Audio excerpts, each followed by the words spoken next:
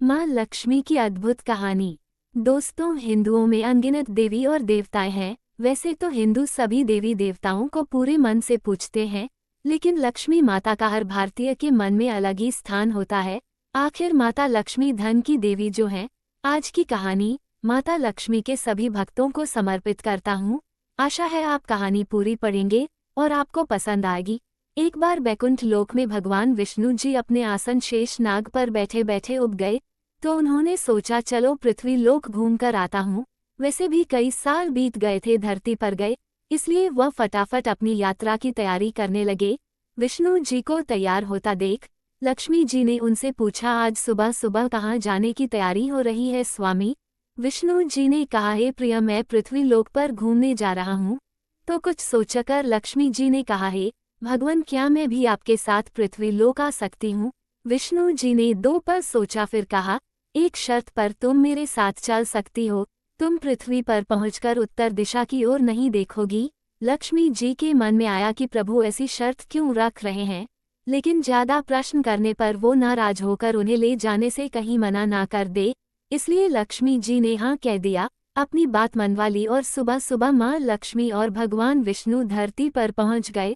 तब सूर्योदय हो रहा था। रात भर बरसात होकर हटी थी। चारों ओर हरियाली ही हरियाली थी। उस समय चारों ओर बहुत शांति थी और धरती बहुत ही सुंदर दिख रही थी। सफर के दौरान माँ लक्ष्मी मंत्र मुग्ध होकर धरती को देख रही थी और इन सब में वह भूल गई कि पति को क्या वचन देकर आई है। लक्ष्मी जी चारों ओर देखते ही कब उत्तर दिशा की ओर देखने लगी, पता ही नहीं चला। उत्तर दिशा में माँ लक्ष्मी को एक बहुत ही सुंदर बगीचा नजर आया और उस तरफ से भीनी भीनी खुशबू आ रही थी और बहुत ही सुंदर सुंदर फूल खिले थे। वहाँ एक फूलों का खेत था। माँ लक्ष्मी बिना सोचे समझे उस खेत में चली गई और एक सुंदर सा फूल तोड़ लाई। लेकिन ये क्या, जब माँ लक्ष्मी भगवान विष्णु के पास वापस आई तो भगवान विष्णु की आंखों में आंसू थे। भगवान विष्णु ने माँ लक्ष्मी से कहा, कभी भी किसी से बिना पूछे उसका कुछ भी नहीं लेना चाहिए और किसी को दिया वचन भी नहीं तोड़ना चाहिए। उन्होंने भगवान विष्णु से इस भूल की माफी मांगी। भगवान विष्णु ने कहा, माना कि तुम मेरी प्रिय हो, फिर भी जो तुमने भूल की है उसकी सजा तो तुम्हें जरूर मिलेगी। जिस माली के खेत से तुमने बिना पूछे फूल तोड़ा है, जो कि एक प्रकार की चोरी है, इसलिए अब तुम 3 साल तक मालिक के घर नौकर बनकर रहो। उसके बाद मैं तुम्हें बैकुंठ में वापस बुला लूंगा। माँ लक्ष्मी ने चुपचाप सर झुकाकर हाँ कर दी। उस दिन से माँ लक्ष्मी एक गरीब औरत का रूप धारण करके उस खेत के मालिक के घर गई। घर क्या, एक झोपड़ा था। मालिक का नाम माधव था। घर में माधव की बीवी, 2 बेटे और 3 बेटियां थीं। सभी उस छोटे से खेत में काम करके किसी तरह गुजारा करते थे। माँ लक्ष्मी जब एक साधारण और गरीब औरत बनकर जब माधव के झोपड़े पर गई तो माधव ने पूछा, बहन तुम कौन हो?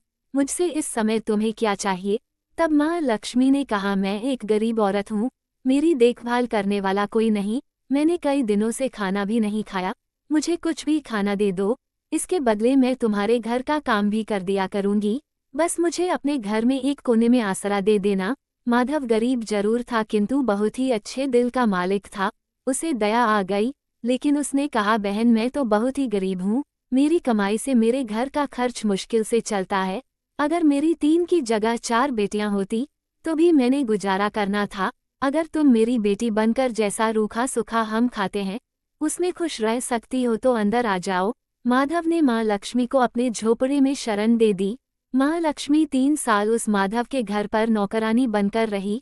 जिस दिन माँ लक्ष्मी माधव के घर आई थी उससे दूसरे दिन ही माधव को फूलों से इतनी आमदनी हुई कि उसने शाम को एक गाय खरीद ली। फिर धीरे धीरे माधव ने काफी जमीन खरीद ली। उसने सबके लिए अच्छे अच्छे कपड़े भी बनवा लिए, एक बड़ा पक्का घर भी बनवा लिया, बेटियों और बीवी को गहने भी खरीद कर दिए और उसके घर शरण लेकर रह रही।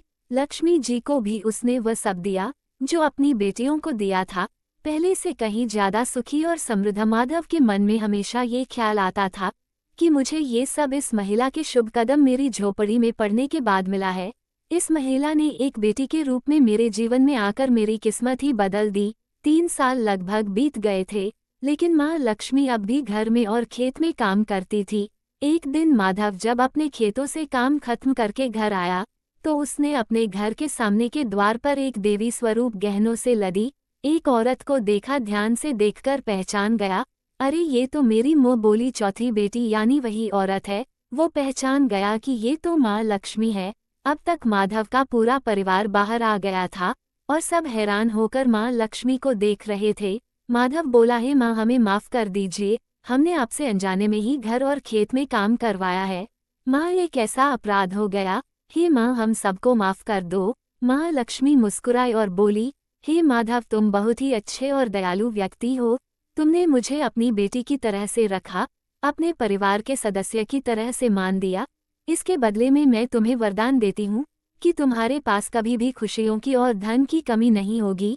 तुम्हें वो सारे सुख मिलेंगे जिसके तुम हकदार हो। फिर माँ अपने स्वामी के द्वारा भेजे रथ में बैठकर बैकुंठ चली गई।